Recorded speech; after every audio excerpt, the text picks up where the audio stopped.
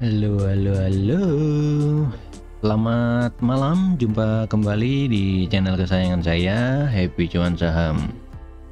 Oke, kita kali ini akan membuat video ya tentang cara screening saham multi bagger value investor. Ini ala Pak Leo Sumadi ya. Beliau ini pakar dan praktisi value investing ya, dengan strategi membeli saham-saham yang masih di bawah harga wajar.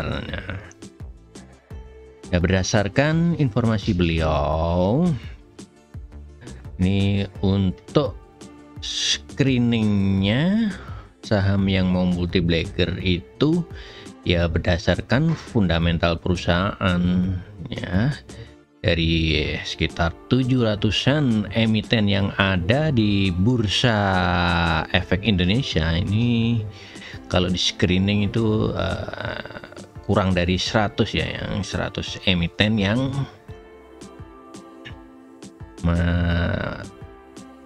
layak untuk sebagai investasi. Oke. Jadi intinya kita membeli saham dengan fundamental perusahaan atau yang bagus ya, dengan harga yang murah atau yang lagi murah. Bedanya apa ya? Murah itu artinya dia dibanding saham-saham sejenis ya, itu valuasinya memang lebih murah. Jadi dibandingkan dengan emiten lain yang sejenis ya, yang di sektor atau industri yang sama. Sedangkan untuk saham lagi murah ya, itu ya dibandingkan dengan harga rata-ratanya dia sendiri ya. Jadi harga saham tersebut biasa dijual di harga berapa. Nah, ini berhubungan dengan nanti price booking value-nya, dia di rentang harga berapa biasanya dijual. Nah, kadang dijual lebih murah dari harga biasanya, berarti dia harganya lagi murah, seperti itu. Oke, untuk poin-poin fundamentalnya kita screening pakai ini ya, saya pakai Stockbit ya untuk screeningnya. Kebetulan ini powerful, saya dulu daftar Stockbit ya karena ini sih tertarik dengan chartnya, dan ada kayak forumnya ya, stream forum sama ya ini untuk menu-menu screening baik pakai technical maupun fundamental ya. Oke teman-teman, kalau belum punya ya bisa daftar sih, kayaknya dulu kalau nggak salah cukup 100.000 lah. Stockbit ya, kan lumayan, 100.000 udah dapat ini fitur-fitur ya screening lah ya. Pun mungkin nggak dipakai buat investasi, tapi kan pakai lain, tapi kita bisa menggunakan tools yang ada di Stockbit ini. Oke, untuk screening ini ya, cara screening saham multi bagger dari fundamentalnya ini, kita bisa ke menu screener ya. Ini di menu screener kita bisa create new ini ya, di kanan atas create new. Nah, ini kita pilih IHSG ya. Nah, di sini nanti ada screening rule-nya, kita mau masukkan kriteria apa. Nah, mungkin dari income, ini kan bisa lihat. Nah, misalkan net income quarter lebih dari 1.000. Nah, ketika klik screen, nah ya akan muncul ada berapa saham. Oke, kita kembali ke laptop ya. Jadi ini kita screening saham multi-bagger yang udah di-share oleh Pak Leo Sumadi ya. Dari penjelasan beliau, ini kriteria apa aja yang harus kita cari ya. Ini kebetulan saya tadi udah bikin ya, udah saya masukkan favorit, udah saya simpen tadi ya. Nah, ini kriterianya apa aja ya, ini saya edit dulu. Nah ini ya, kalau dari informasi Pak Leo itu kita cari fundamental perusahaan yang secara revenue itu naik terus ya dari periode yang sama ya sebelumnya ya. Jadi kita pakai ini revenue growth. Nah growth ini kan pertumbuhan ya, jadi pertumbuhannya dari quarterly dibandingkan quarter tahun sebelumnya ya, itu kita cari yang lebih dari 0, artinya ada peningkatan. Kalau kurang dari 0 kan berarti malah turun. Nah ini yang meningkat. Nah, terus kita lihat yang ada kas dari pelanggannya juga naiknya. Ini diterjemahkan sebagai income dari operasi ya. Ini yang growth-nya meningkat, yang lebih dari 0 juga. Lalu labanya juga naik ya, yang labanya naik ya. Ini net income ya, net income-nya yang lebih dari 0 juga. Dan dia harganya lagi murah, artinya dari harga rata-rata saham tersebut, nah dia harganya lagi di bawahnya. Jadi secara PBV, nah ini PBV rata-ratanya ya, ini yang selama 10 tahun. Ini kita cari yang PBV sekarang itu lebih rendah ya, yang kurang dari 0,9 kali PBV rata-ratanya. Ya, jadi misalkan PBV rata-ratanya di angka 3 selama 10 tahun ini, ya, PBV-nya sekarang lagi di bawah 3, misalkan 2,7 atau 2,8. Ini saya pakai rank di bawah 0,9%, jadi 10% di bawah harga rata-rata. Terserah, kalau di angka 1 kan ya berarti pokoknya di bawah rata-rata ya akan muncul ya. Ini terserah mau dari 1 sampai berapa ya, 0,5 ya mungkin ya. Dan kita lihat yang ekuitasnya tidak negatif ya, artinya ekuitasnya itu lebih dari 0. Nah kalau kita cari yang ekuitas di sini nggak ada ya, kita biasa hitung dari liability per ekuitas. Ini kalau hasilnya positif berarti ekuitasnya memang positif ya, positif itu lebih dari 0 ya, makanya kita cari ini liabilities per equity-nya lebih dari 0. Dan yang liabilities itu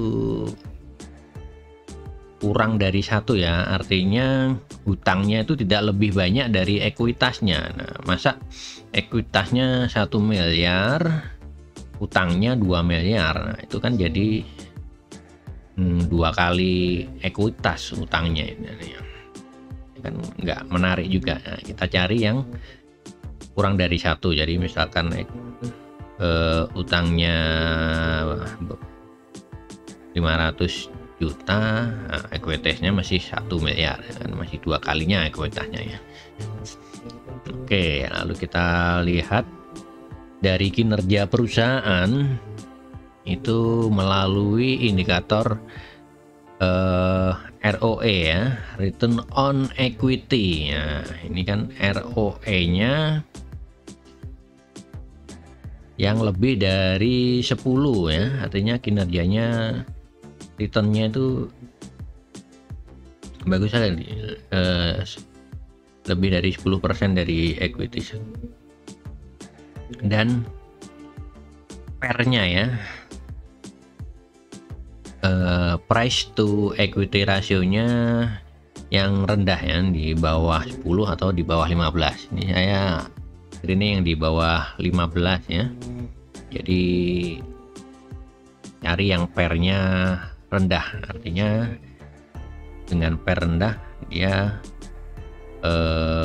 earning per share-nya ya, jadi laba per sahamnya itu cukup tinggi ya, seperti itu.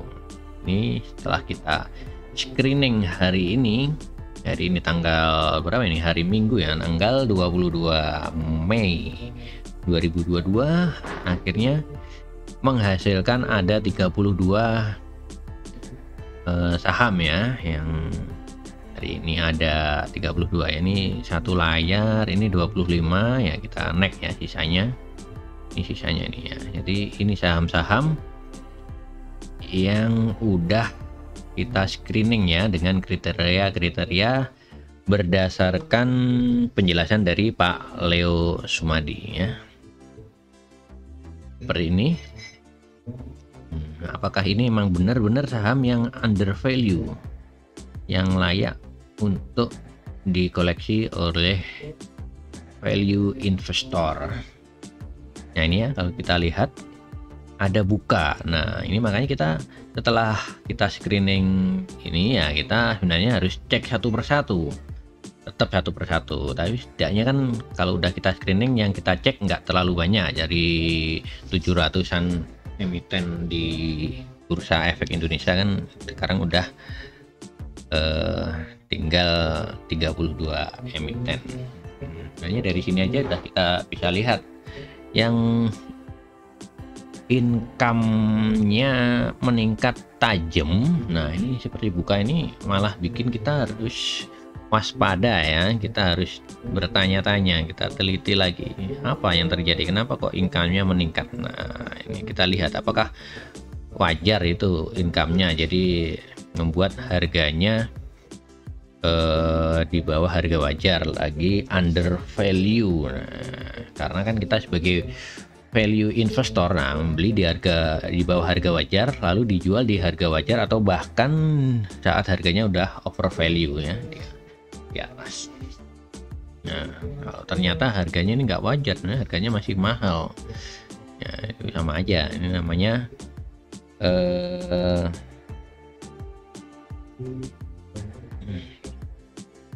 ini ya, dinamakan value trap ya, karena value-nya tidak menggambarkan nilai yang sesungguhnya ya. Kita lihat aja lebih detail dari laporan keuangan buka, apa sih yang menyebabkan meningkat keuntungannya.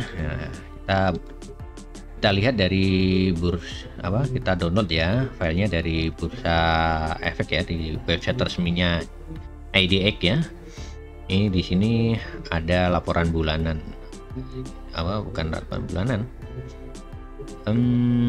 nih laporan keuangan ya, bulan yang belum diaudit ya, yang terakhir kuartal 1 2022. Kenapa kok meningkat tajam? Nah setelah kita buka, ternyata ini ada laba atau keuntungan dari nilai investasi yang belum atau sudah terrealisasi ya, sebesar 15 triliun. Nah ini yang bikin meningkat.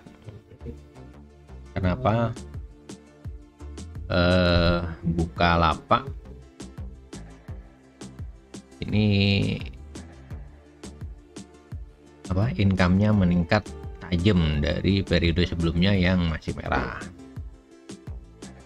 Nah, apakah wajar ini kita lihat lagi ya, ini investasi di mana? Nah sebenarnya BEI juga ini ya, Bursa Efek juga udah mempertanyakan ya, makanya kemarin buka ngasih tanggapan. Apa sih itu? Nah ini tanggapannya ya, rincian investasinya ternyata dia dibelikan saham di Alobank ya, ini BBHI itu ya, BBHI 1,1 triliun, dan sekarang karena harga sahamnya meningkat tajam, hampir berapa kali lipat itu, 10 kali lipat lebih ya, jadinya sekarang nilainya udah 14 triliun, dari investasi 1 triliun jadi 14 triliun. Mantap bukan ya? Teman-teman yang kemarin juga ikut investasi di BBHI saat Bukalapak investasi ya, harusnya sekarang udah bagger di BBHI ya. Oke, ini ya, jadi ternyata keuntungannya itu karena ada investasi di BBHI, walaupun itu belum dijual ya, masih ada di BBHI, jadi belum ditarik, artinya masih secara pembukuan, jadi floating profit. Nah, belum jadi profit beneran, masih bisa naik dan turun. Nah, kalau harga sahamnya BBHI turun, otomatis keuntungannya itu akan turun, di laporan keuangan selanjutnya pasti akan turun. Nah, BBHI sendiri mau naik atau mau turun, ya kita lihat aja. Ini udah sangat tinggi banget ya. Kalau kita lihat secara fundamental, BBHI itu PBV-nya udah tinggi banget, 17 kali ya. Ini hampir sama dengan Arto ya, mirip-mirip dengan Arto yang udah 13 kali, atau Bang Aladin. Ini Bang Aladin malah lebih tinggi lagi, di PBV-nya 25 kali. Dan yang agak lucu ya, ini Bukalapak, di situ keuntungannya ada 15 triliun, sedangkan padahal Bukalapak itu investasinya cuman 20% ya, nggak di bawah 20% ya dari seluruh investor BBHI ya. Nah, ini asetnya BBHI cuman 4,6 triliun. Nah, berarti kan sangat-sangat over value ini BBHI ya. Jadi rawan aksi profit taking, menjual saham dan bikin harga sahamnya turun. Jadi untuk teman-teman ya, ini bisa dipertimbangkan ya, makanya untuk BBHI, untuk para value investor tidak, untuk sekarang, untuk saat ini ya sangat tidak layak ya untuk berinvestasi di sini, karena udah over value banget sekali. Oke, itu ya. Jadi untuk cara screening saham multi breaker value investor ala Pak Leo Sumadi dengan memanfaatkan tool screener dari Stockbit ya, seperti itu. Oke, ini kira-kira yang masih layak apa ya? Kalau saya melihat ada tab di BMUU, ini juga under value ya, harganya masih turun. Yang di bawah ya saham-saham perayaman memang lagi turun semua ya. Nah, ini ada UNTR, IGAR, ASI, Bian. Ini ternyata saham-saham yang masih berpotensi naik karena dia masih di bawah harga wajarnya ya. Kalau kita lihat kasar aja dari booking price-nya ya, dia biasa ini ya, rata-ratanya di PBV 2, ini di PBV 1,7, ini 1,3, ini 1,6. Secara PBV aja dia udah di bawah PBV rata-ratanya ya, dan ditunjang dengan kinerja yang bagus ya, fundamental yang bagus, kinerja yang oke. Tentunya ini menarik untuk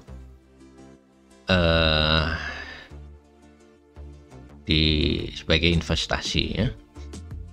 Cuman balik lagi, kita lihat apakah fundamental yang ditampilkan ini dalam laporan keuangan itu memang benar-benar fundamental yang layak, wajar ya, atau jangan-jangan masih berupa pembukuan seperti yang dilaporkan oleh Buka ya. Apakah itu salah? Enggak, karena yaitu suatu bentuk laporan yang ya umum, nah, seperti itu ya, dilaporkan, dan sudah ada penjelasannya dari Buka saat ditanya oleh Bursa Efeknya. Cuman kalau nilai BBHI turun ya otomatis keuntungannya akan turun. Bahwa dia masih belum jual ya, itu masih berupa floating profit, bukan floating yang bukan profit yang sebenarnya. Seperti itu. Silakan kalau ada yang ditanyakan, mau diskusi di komentar ya. Dukung juga kalau berkenan ya channel ini dengan like dan subscribe. Oke, mau diskusi lebih leluasa bisa join grup Telegram yang channel grup Telegramnya saya share di deskripsi.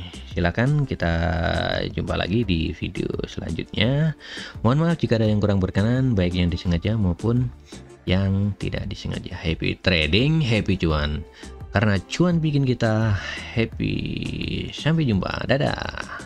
Tops.